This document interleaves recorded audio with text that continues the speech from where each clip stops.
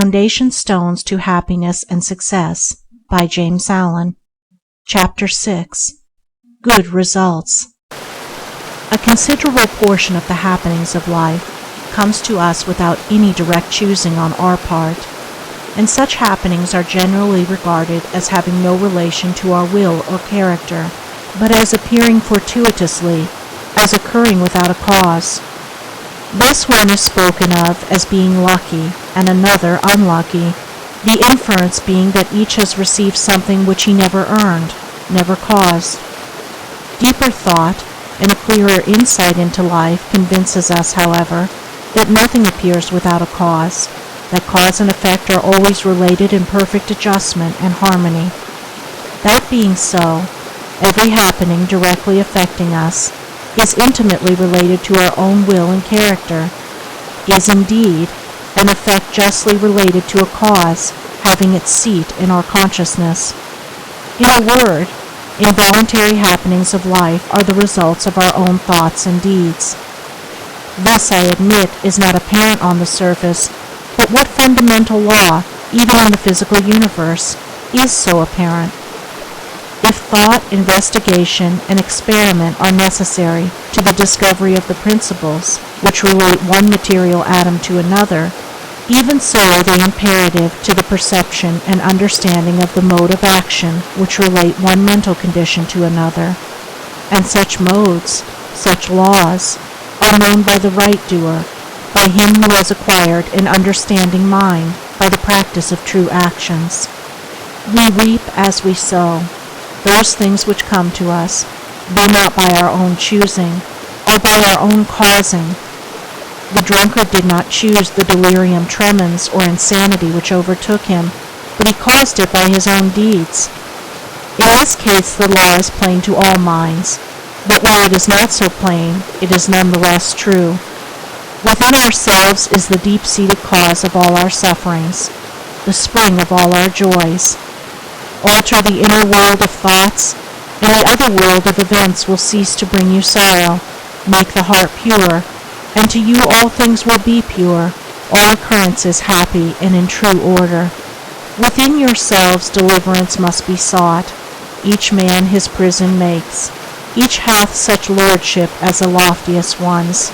Nay, for with powers above, around, below, as with all flesh and whatsoever lives, act maketh joy or woe. Our life is good or bad, enslaved or free, according to its causation in our thoughts. For out of these thoughts spring all our deeds, and from these deeds come equitable results. We cannot seize good results violently, like a thief, and claim and enjoy them, but we can bring them to pass by setting in motion the cause within ourselves. Men strive for money, sigh for happiness, and will gladly possess wisdom, yet fail to secure these things, while they see others to whom these blessings appear to come unbidden. The reason is that they have generated causes which prevent the fulfillment of their wishes and efforts. Each life is a perfectly woven network of causes and effects, of efforts or lack of efforts, and results. And good results can only be reached by initiating good efforts, good causes. The doer of true actions, who pursues sound methods, grounded on right principles, will not need to strive and struggle for good results. They will be there as the effects of his righteous rule of life. He will reap the fruit of his own actions, and the reaping will be in gladness and peace. This truth of sowing and reaping in the moral sphere is a simple one, yet men are slow to understand and accept it. We have been told by a wise one that the children of darkness are wiser in their day than the children of light. And who would expect, in the material world, to reap and eat where he had not sown and planted? Or who would expect to reap wheat in the field where he had sown tares, and would fall to weeping and complaining if he did not? Yet this is just what men do in the spiritual field of mind and deed. They do evil and expect to get from it good, and when the bitter harvesting comes in all its ripened fullness, they fall into despair and bemoan the hardness and injustice of their lot, usually attributing it to the evil deeds of others. refusing even to admit the possibility of its cause being hidden in themselves, in their own thoughts and deeds. The children of light, those who are searching for the fundamental principles of right living, with a view to making themselves into wise and happy beings, must train themselves to observe this law of cause and effect in thought, word, and deed, as implicitly and obediently as the gardener obeys the law of sowing and reaping. He does not even question the law. He recognizes and obeys it. When the wisdom which he instinctively practices in his garden is practiced by men in the garden of their minds, when the law of the sowing of deeds is so fully recognized that it can no longer be doubted or questioned, then it will be just as faithfully followed by the sowing of those actions which will bring about a reaping of happiness and well-being for all. As the children of matter obey the laws of matter, so let the children of spirit obey the laws of spirit, for the law of matter and the law of spirit are one. But there are two aspects of one thing, the outworking of one principle in opposite directions.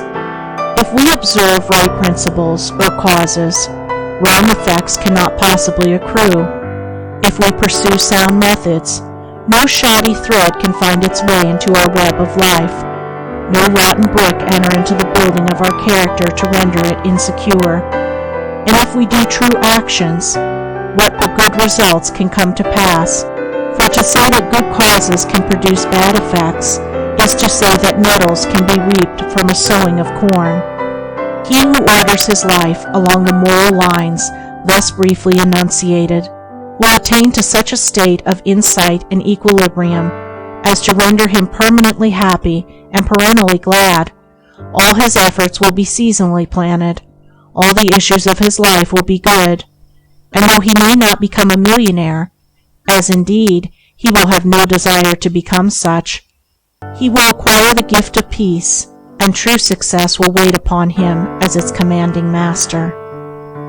End of Chapter 6. End of Foundation Stones to Happiness and Success by James Allen.